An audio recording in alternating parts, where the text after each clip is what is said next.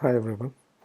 As a part of IBM Cloud Pak for Integration series, today I just want to demonstrate how we can create IBM MQ in a multi-instance queue manager topology. So let me log into OpenShift. So I have OpenShift 3.11 is installed and configured, and I've set up a Cloud Pak for integration on top of it. So when you configure Cloud Pak for integration, it will create all the required namespaces for App Connect Enterprise, API Connect, Data Power, so on and so forth. And it also creates a namespace for integration, which would help you to provide a platform navigator, um, single sign-on capabilities.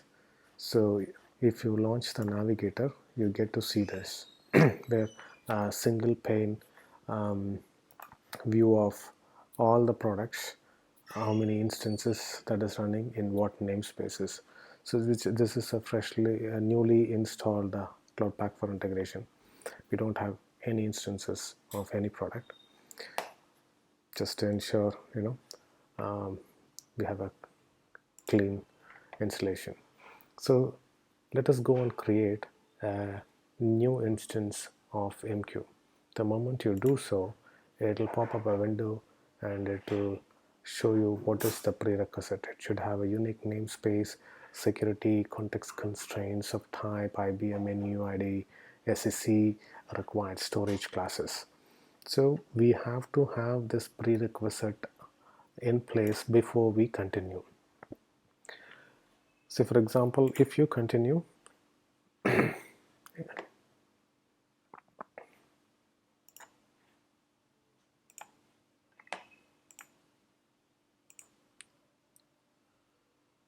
it will take you to the page where you can provide a configuration of values for Helm releases.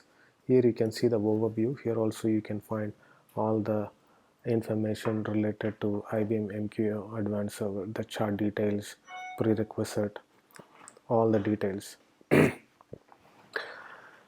Okay, so here if you look at it, they've clearly mentioned you can run setup scripts included the Cloud Pak for extension. So where do we find this script files?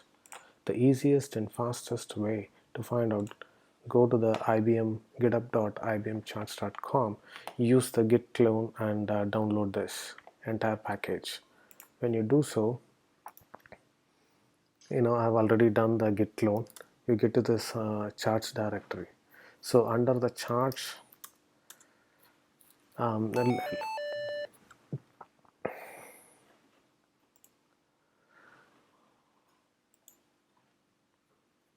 under the chart there is a location. Let me take you there. So under the charts entitled, you can clearly find IBM MQ Advanced Server Integration Production. So you will find the script file. So as per the documentation, we can run the two prerequisite. One is create security cluster prereqs and create security namespace prereq.sh. If you run these scripts, you will get a prerequisite in place with respect to security context constraints. So I've already run it. All the prereqs in place, and please ensure you have a storage classes defined. I have set up a cluster of a storage, so I have a storage classes defined, so I'll be making use of this storage class.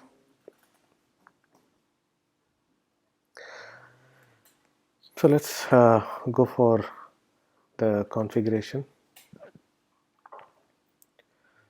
I have pre-filled the values already. Give a Helm release name, specify a unique namespace. So I'll make use of the one that is created by the Cloud Pak for installer, which is MQ. Choose the local cluster. And when you come down, if you are using it for a production, ensure this is checked. Then you specify the image pull secret. Please make a note here, image repository, you get to see cpicr.io. This is the repository provided by IBM, which is available publicly, but you can access if and only if you have an entitlement key. If not, what is the other option? So let me show you. So in my MQ namespace, I have these images like YDC registration, MQ advanced server integration. I have both. So during the installation, the installer will push all the images into the local registry as well. So it is up to us, should we use the local one or the entitled one. So if you are using an entitled one, please make sure the cp.icr.io will be replaced by this value, and also ensure the image tag. Here you will see R2, which is the latest version available in the entitled repository. Here you may not have. So please ensure while creating a Helm release, this image repository and image tag matches. So you have to create a Docker pull secret if you are with the entitlement username and the password. Ensure this namespace is an integration, and also for single sign-on MQ OIDC registration. So again, I'm going to make use of the entitled repository. I'm going to leave the default for other sections. TLS secret, specify generate secret. Here you provide the ICP proxy. During the Cloud Pak for integration, you would have specified the ICP proxy and ICP console. You provide this value. If you want to see where you can find it, OC get route -n cube system. You will find this ICP proxy value, so you can copy this and put it in the cluster host name. Leave other thing default. Enable persistent must be set. Use dynamic provision. Moment you do so, you have to specify the storage class name. As I mentioned, I have configured storage glusterfs storage in my cluster, so hence I'm going to make use of this glusterfs for persisting the QManager data, log information, and QManager configuration. So ensure all the checkboxes are checked and ensure the storage class name is in place. And you can modify the resource limits, depends upon your need. I'm going to leave it to default. Also QManager name, if you want to specify your QManager name, otherwise it will take the release name as the QManager name. So whatever the release name that you specify, that will be the QManager name. So, and ensure you specify the multi-instance QManager checkbox.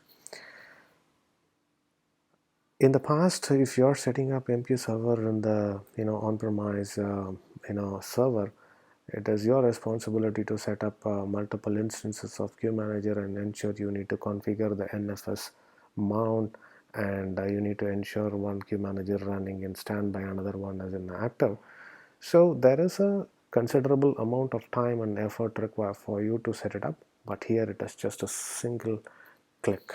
Just enable this checkbox for you to set up a multi-instance QManager. So I'm going to leave other values to default and say install.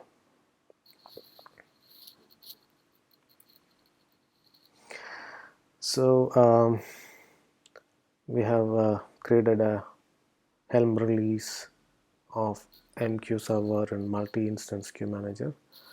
Let us go back to the command line and check.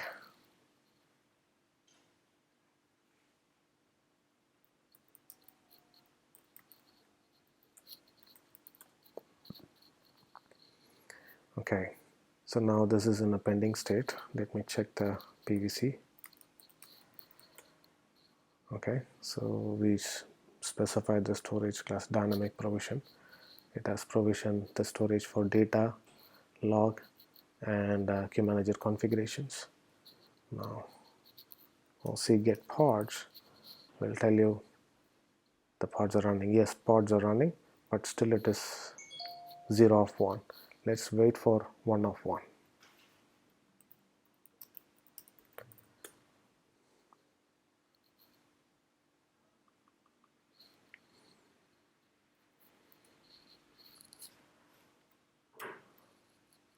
Okay, so here is the interesting thing.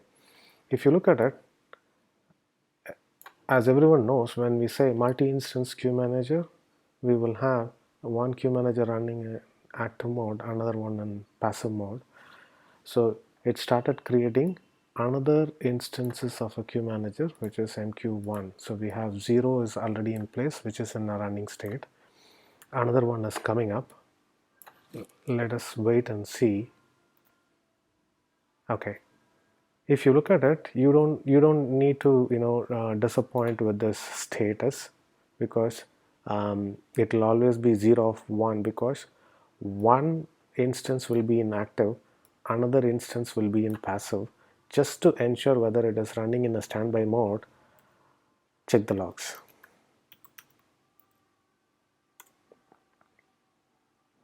You can see IBM Queue Manager, this instance started as a standby instance. So one instance is running in standby and another one is in active.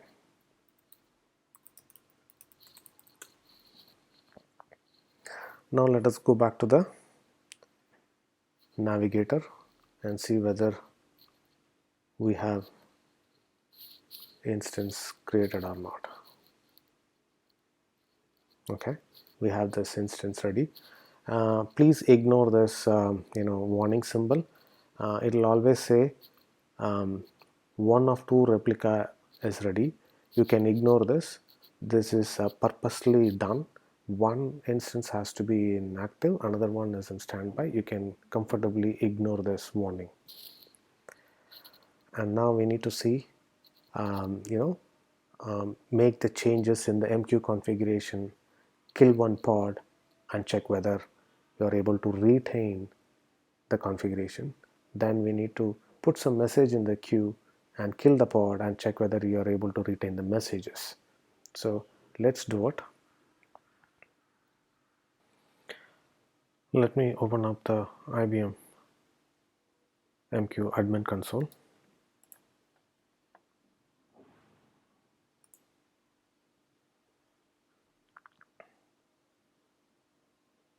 So it will show you the name of the queue manager. You can go and add the widget.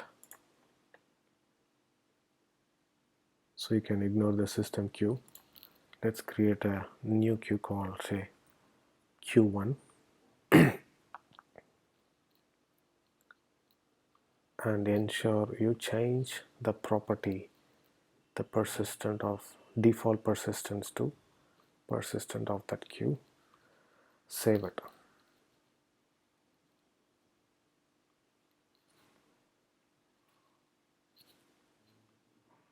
Okay, double check whether it is saved or not. Persistent is saved. So now the first test that we would like to do is kill the pod that is active now and see whether we are able to retain the configuration. New configuration has gone into the server, which is the creation of Q1. So I'm going to kill the MQ0 instance. We'll see. Delete pod.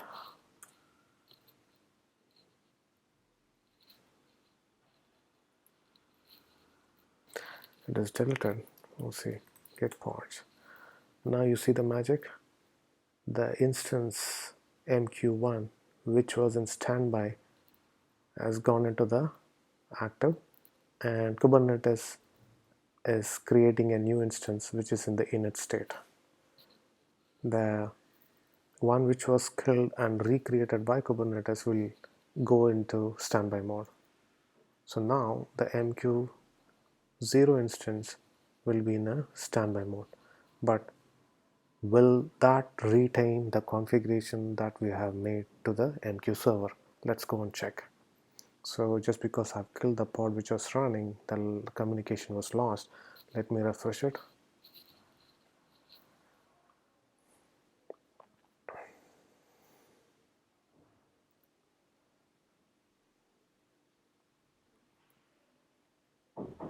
It's coming up. So now let's go and check the queue. We should be able to see the Q1. Yeah, there you go. So we are able to retain the MQ configuration that that was done in the previous instance. Now the next test that we would like to do is put some messages. So I'm going to put 2 messages. So I put 2 messages.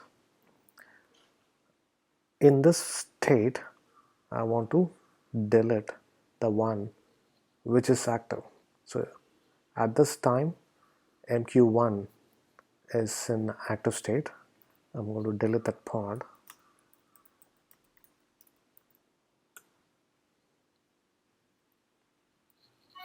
Okay. I've deleted the MQ-1. Now MQ-1 is in the init state because it is getting recreated. The one which was in passive state has gone into active state. Let's go back and check whether we are able to retain the messages that we have put in the queue. So let me refresh it and check.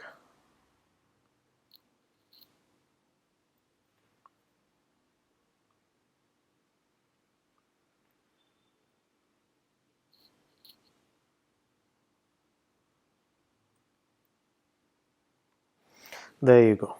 So we can see the messages, the 2 messages that we have put in, it's still retained, and I wanted to browse the message and check. Yes, we are able to retain the messages which is running in the multi-instance queue manager topology. With this, I would like to conclude this particular session and watch for more in the same series. Thank you so much for watching this video. Have a nice day.